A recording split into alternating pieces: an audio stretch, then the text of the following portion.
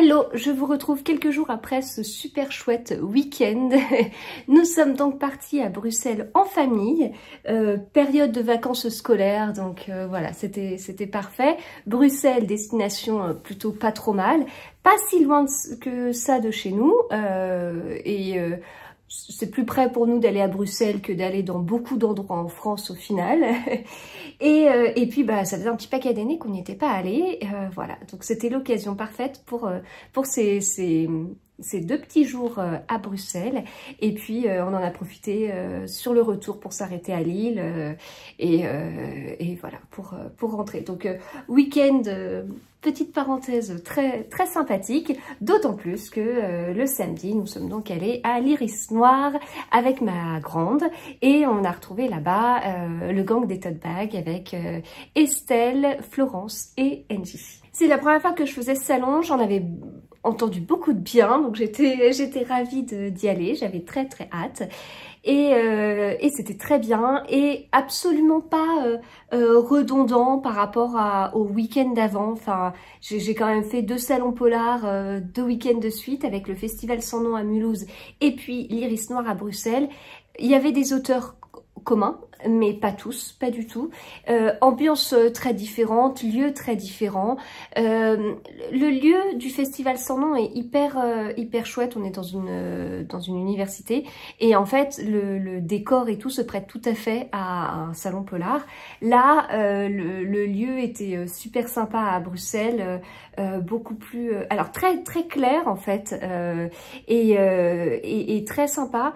Il y avait juste un petit peu de courant d'air, mais c'était vraiment très bien organisé, hyper bien. Très bien organisé parce que on est arrivé 20-30 minutes avant l'ouverture. On a attendu dehors, voilà, et puis après on a commencé à nous faire rentrer dans un petit sas pour éviter d'attendre dehors. Et puis durant l'attente, les organisateurs sont passés pour nous mettre des étiquettes sur, hop, comme là, des étiquettes sur les codes barres sur les livres pour bien préciser que c'était les livres qu'on amenait. Tout ça avant l'ouverture du salon.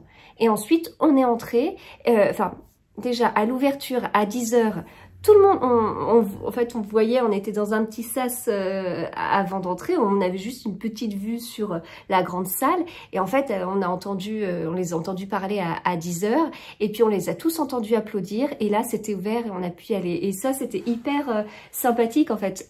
Applaudissements parce que c'est l'ouverture du salon et ça a un côté un peu festif. Enfin, j'ai trouvé ça très bien. Donc j'ai emmené un certain nombre de livres et puis j'en ai acheté aussi un certain nombre. Comme vous le savez, j'aime bien m'organiser. Alors d'ailleurs, j'avais fait une vidéo il n'y a pas très longtemps sur mon organisation lorsque je vais à des salons. Et en fait, j'aime bien préparer les salons. Là, on est quand même sur... alors déjà, aller à des salons, c'est quelque chose que j'apprécie. Je vais voir des auteurs que j'apprécie. Et là, on est sur des salons polars et j'adore lire des polars. Et c'est l'occasion pour moi de lire, en fait, je prépare le salon en lisant des livres d'auteurs qui sont dans ces salons. Alors, je peux pas lire tout ce que j'ai dans ma palle de ces auteurs. Je pense par exemple à Hergé et Laurie, que j'avais vu au Festival sans nom. Là, quand je l'ai vu à l'Iris Noir, j'avais pas lu de livre de lui. Pourtant, j'en ai 3 dans ma palle. Donc là, il écrit quand même des pavés, j'ai pas réussi à en caser un. En revanche, Bernard Minier, je l'avais vu au Festival sans nom. Et quand je l'ai vu à l'Iris Noir, en fait, entre les deux, j'en avais lu un. Donc trop bien. Et en plus, j'en ai lu un particulier, c'est un one-shot, M au bord de l'abîme. One-shot sur l'intelligence artificielle à Hong Kong, ce qui est vraiment très différent de ce qu'il peut écrire par ailleurs. Et j'ai pu en parler avec lui parce que c'était tout frais, je venais de le terminer. Et j'ai eu plein de petites infos et tout, et c'était très chouette en fait. Donc j'aime bien faire ça parce que ça me permet aussi d'avoir de la matière pour échanger avec les auteurs. Et puis, alors bien sûr que je vais en profiter pour faire des découvertes, voir des auteurs que je connais pas, et voilà, prendre des livres et je vais en profiter pour que les auteurs me pitchent un peu leurs livres, parce que c'est encore mieux que de lire la 4e de couverture quand l'auteur parle lui-même de ses livres. Mais c'est vrai que j'aime pas trop aller à un salon et pas le préparer. Voilà, c'est parce que c'est l'occasion justement d'en profiter un maximum, d'échanger sur les livres lus. Et là, Johanna Gustafsson, c'est pareil, c'est comme Bernard Minet, je l'avais vu au Festival Sans Nom. Là, quand je l'ai revu à l'Iris Noire, entre les deux, j'ai lu La Folie que j'avais acheté au Festival Sans Nom. Et donc, j'ai pu lui en parler, on a pu à nouveau échanger et c'était trop bien. Donc, moi, ça, c'est vraiment des choses que j'apprécie énormément. Alors, ça a un côté, enfin, on me l'a déjà reproché, c'est un côté très scolaire, très professionnel, très gnagnien, etc. Mais moi, c'est comme ça que j'en profite, en fait. Enfin, et ça me paraît même assez logique d'en profiter pour voir des auteurs que j'apprécie. Pourquoi je les apprécie? Parce que j'ai lu leurs livres et que j'ai aimé leurs livres. Et que du coup, c'est une excellente matière pour pouvoir échanger, etc. Et puis c'est... Enfin, voilà, c'est un peu sans fin.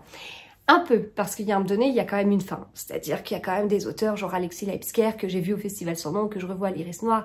Et ben, je suis à jour depuis des mois dans les livres d'Alexis Leipzger. Je suis à jour depuis le mois d'avril dans les livres d'Alexis Leipzger. Depuis, je l'ai vu quand même de nombreuses fois. Tous mes livres sont dédicacés. Bon, bah, j'y vais, je lui fais un coucou et on discute un petit peu. Mais bon, voilà, c'est... et puis on discute de la suite, des projets, de ces livres, de ces projets d'écriture, etc. Enfin, voilà. Donc, bon, moi, j'adore les salons, j'adore préparer les salons. Et donc, préparation des salons, ça veut dire lire des auteurs que j'apprécie pour préparer la rencontre de quand je vois des auteurs que j'apprécie. Enfin, c'est que du bonus. Alors, donc, j'avais amené celui-ci, La Nuit des Fous, d'Anouk Schutterberg, que je n'ai pas encore lu, mais j'ai commencé Bestial et terminé depuis. Donc, Bestial, c'est son deuxième livre, ça c'est le tome 3. Bestial qui était excellent, donc j'ai très hâte de lire celui-ci sorti là début novembre chez Récamier, donc l'occasion de parler rapidement avec Anouk Schutterberg. J'avais amené celui-ci de Johanna Gustafsson qui n'était pas encore dédicacé, donc l'occasion d'échanger. De Bernard Minet, même si je le vois beaucoup en ce moment, bah, j'en ai encore plein qui ne sont pas dédicacés. Et quand j'arrive dans le salon, bah là quand je suis arrivée à l'Iris Noire, j'ai fait la même chose que lors du Festival Sans Nom. Avec ma grande, on a foncé à Bernard Minet pour espérer ne pas trop attendre. Et c'était le cas, on n'a pas trop attendu, il y avait seulement 3-4 personnes devant nous. Donc voilà, à nouveau l'occasion d'échanger avec Bernard Minet. Globalement, à l'Iris Noire, il n'y avait pas beaucoup d'attente. Parce que j'ai pas vu, je pense pas qu'il y avait 1 heure d'attente à Bernard Minet. Il y avait moins de monde à Bernard Minet là à l'Iris Noire que ce qu'il y avait de monde au Festival Sans Nom pour le voir. Et globalement, il y avait vraiment pas grand monde. Il y avait pas mal de conférences tout au long de la journée et du coup, bah, quand il y avait une conférence, ça se vidait totalement et les auteurs étaient quasiment disponibles de suite en fait. Voilà, c'est assez fou. Enfin, il y a vraiment des auteurs où j'ai pas du tout attendu, par exemple, pour faire un petit coucou à Mathieu Le Serre. Alors, ça veut pas dire qu'il a eu personne, pas du tout. Mais Mathieu Le Serre, Alexis Leipzger, pour moi, ce sont des auteurs extra et pas d'attente, quoi. Pas d'attente, ça veut dire que j'arrive, il y a personne et on peut discuter. RJ et Laurie, donc l'occasion de le revoir puisque j'avais reçu de la part de Sonatine Une saison pour les ombres et donc il me l'a dédicacé. Et puis l'occasion d'échanger avec Vincent Delarue, plus que ce qu'on avait pu faire. Je l'avais déjà vu rapidement au Festival du Livre Paris, mais c'est juste un petit coucou. Mais voilà, là on a pu davantage échanger et donc je lui ai fait dédicacer le cas Victor Sommer. Donc ça c'était pour les livres que j'avais emmenés et puis j'ai fait des achats. Alors déjà, j'ai vu Barbara Abel, j'avais préparé le salon parce que j'avais lu Derrière la haine et que j'avais adoré, mais adoré. Du coup, j'ai pu échanger avec elle sur ce livre et tout, et c'était trop bien. Et donc, celui-ci, eh bien, c'est la suite que j'ai vraiment hâte de lire. Et donc, je dis, mais voilà, vous faites des thrillers psychologiques, mais c'est exactement... quand j'ai commencé, en fait, Derrière la haine, j'espérais tellement que ça continuerait de cette façin-là et que ce serait un thriller psychologique. Et elle me dit, ah oui, elle dit, moi, c'est mon truc, en fait. Je suis ravie du coup de vous avoir découverte et de savoir que si je veux un bon thriller psychologique, voilà, je peux lire cette autrice et tout. Puis elle m'a dit, oui, puis vous voyez, il y a le choix. Elle en avait plein sur sa table, donc voilà, ça, j'étais vraiment ravie. Trop chouette de retrouver Yves Anzinberg avec lequel j'avais énormément échangé lors du Festival Sans Nom. Donc voilà, je lui ai pris Jeu d'ombre. Maintenant, j'en ai beaucoup dans ma palle. Il va falloir les lire, les Yves Anzinberg. J'ai retrouvé Maxime Gilliot eh bien, que nous avions vu avec mes deux filles à l'événement Ozu. Je vous avais fait un vlog dessus sur les calendriers de l'Avent et tous les romans de l'Avent, pardon. Et en fait, c'est l'auteur d'un roman de l'Avent pour petits, hein, 5-6 ans chez Ozu. Donc le principe des romans de l'Avent, c'est super chouette puisque c'est lire un chapitre par jour, puis les chapitres sont scellés. Donc on ouvre notre chapitre chaque jour sur le mois de décembre. Et bien du coup il était présent, donc ma grande était contente parce qu'elle a lu Cellule 24, les tomes 1 et 2 et elle a adoré, donc elle lui en a repris un autre. Et puis il y avait ce livre, donc je savais qu'il connaissait bien Sophie Jomard puisqu'ils étaient tous les deux là à cet événement au Zoo.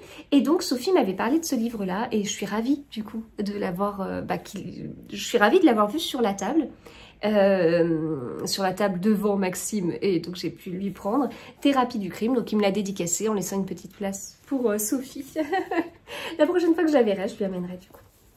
Mais voilà, et en fait, sur le principe, l'organisation, les auteurs avaient tous leurs livres devant la table, et en fait, c'était ils étaient mis dans une sorte de grand rectangle en fait, et au milieu il y avait eh bien tous les bénévoles et des grandes tables, et sur ces grandes tables il y avait plein de tas de livres, et les tas de livres c'était les tas de livres des comment dire, des lecteurs en fait. C'est-à-dire que moi, quand il y avait un livre qui m'intéressait, je le prenais sur la table, l'auteur me le dédicaçait, et ensuite il levait la main, il levait le livre pour que quelqu'un lui prenne.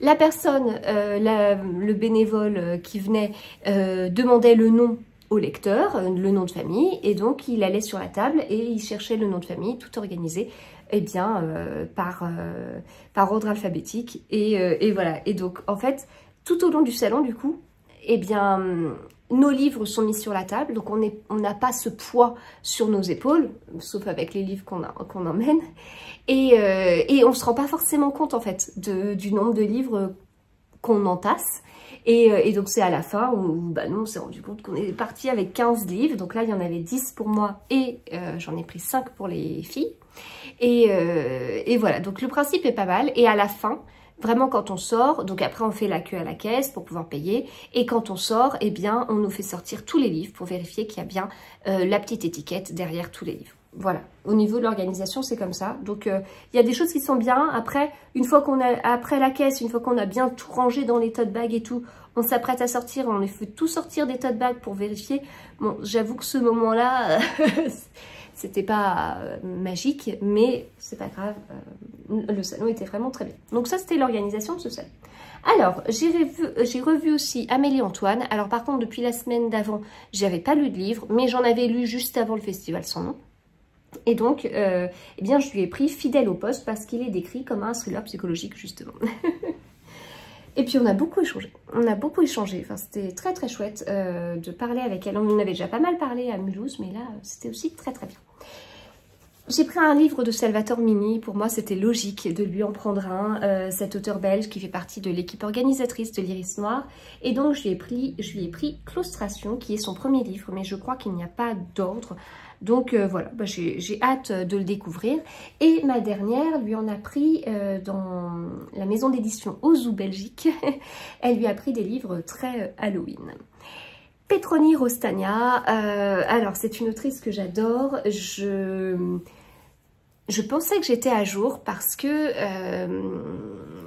alors j'avais lu tout ce qui était tous ces livres facilement trouvables, mais je savais qu'il y en avait 3 mettant en scène un personnage que j'ai vu dans d'autres livres, voilà, parce qu'en fait elle a 2 personnages qu'elle a fait se rencontrer dans un livre qui est sorti chez HarperCollins, donc que j'ai pu lire sans souci. Mais en fait l'un de ces 2 personnages avait déjà une vie par ailleurs, avait déjà une trilogie. La trilogie n'était pas évidente à trouver, et en fait quand on est comme ça sur des salons, on ne sait pas forcément les livres que les organisateurs, que les libraires vont mettre en avant, ou vont sortir en fait, ou vont rendre disponibles. Parfois, on peut se retrouver avec à se dire, tiens, je vais à tout prix acheter ce livre de cet auteur. On arrive et en fait, bah, il n'y est pas parce que les libraires ont fait une sélection. Voilà. Alors, en revanche, il y a d'autres organisateurs, d'autres salons, et c'était le cas de l'Iris Noir, où on a l'impression que les libraires cherchent l'exhaustivité, et donc on se retrouve même Bernard Minier qui avait tous ses livres en grand format, en poche, et même, alors les secrets d'écriture et tout, et même un livre je sais plus son nom, mais que j'ai quasiment jamais vu en fait. Donc voilà, des fois c'est un peu rigolo. C'est le cas aussi de Jacques Sausset, alors qui n'était pas là à l'Iris Noir, mais on ne sait jamais ce qu'il va avoir comme livre, est-ce qu'il va avoir toute sa première série, qu'une partie, etc. Enfin voilà, donc dans ces cas-là, c'est pas évident, parce que si vous voulez un livre précis qui n'est pas forcément courant, bah attendez-vous à ne pas forcément le trouver en salon. Et donc là, Petronio Rostagna, bah, je vais la voir, et moi je m'étais dit, bon bah voilà, je suis à jour et tout. Et en fait, la fameuse trilogie qui est difficilement trouvable, bah elle l'avait. Voilà, et donc je lui ai pris le premier. Alors, ce sont des livres en grand format, voilà, édités ici chez l'Écritoire. Mais moi voilà, c'est une autrice que j'adore, que que j'adore. Donc j'ai très envie de lire tout ce qu'elle a pu écrire, et donc ravie d'avoir trouvé ce livre. Et le deuxième, je crois qu'il est accessible sur Amazon, donc je l'ai mis dans ma wishlist, mais je crois que c'est le troisième qui risque d'être plus dur à trouver. En fait, elle avait les trois et j'ai hésité, mais à 20 € le livre, je vais pas les lire tout de suite. Je me suis dit, ouais, je vais quand même attendre un petit peu, quoi. Enfin, et en même temps, avec le risque de ne pas les retrouver tout de suite. Donc, voilà. Donc, La Fée Noire, premier tome avec Alexandre Laroche. Et voilà. J'étais contente. Et puis, j'ai pris ce livre de Christos Markogiannakis, qui est un auteur que j'adore, auteur grec. Si vous participez au challenge Polar autour du monde, eh bien, allez-y, hein, il y a cette série avec le capitaine Marcou qui existe. Je n'avais pas encore ce dernier tome et je me le suis pris pour mon calendrier de l'Avent. Ce sera mon cadeau du 24 décembre, voilà. Donc je lui ai expliqué et donc il a trouvé ça rigolo. Et donc du coup, il me l'a daté du 24 décembre. C'est trop chouette. Voilà. Donc ça, c'était pour les achats prévus, etc. Les auteurs... Enfin oui, voilà, globalement, des achats prévus. Alors, il y a juste un auteur que j'ai été voir et je vous en ai pas parlé, c'est Grégoire Godino, qui a écrit la chanson blanche, que j'avais énormément aimé. Et là, je m'attendais à voir son titre précédent qui existe en poche. Et en fait, quand je suis arrivée le midi, il m'a dit, en fait, j'en ai plus. Il avait... très peu d'exemplaires, je sais plus combien, mais vraiment très peu d'exemplaires. Et voilà, et moi j'avais pas emmené son livre La chanson blanche parce que je pensais que j'aurais pu lui en acheter un pour avoir une dédicace. Donc on a un petit peu échangé, mais j'ai pas pu faire dédicacer et j'étais déçue parce que c'est la première fois que je le voyais depuis que j'avais lu son livre. C'est un auteur qui... C'est un jeune auteur, il a écrit 2 livres, son deuxième est édité chez les éditions du Gros Caillou, donc c'est pas non plus une immense maison d'édition et tout ça, mais ça fait plusieurs fois que j'en entends parler pour des livres vraiment très très bons, donc à surveiller.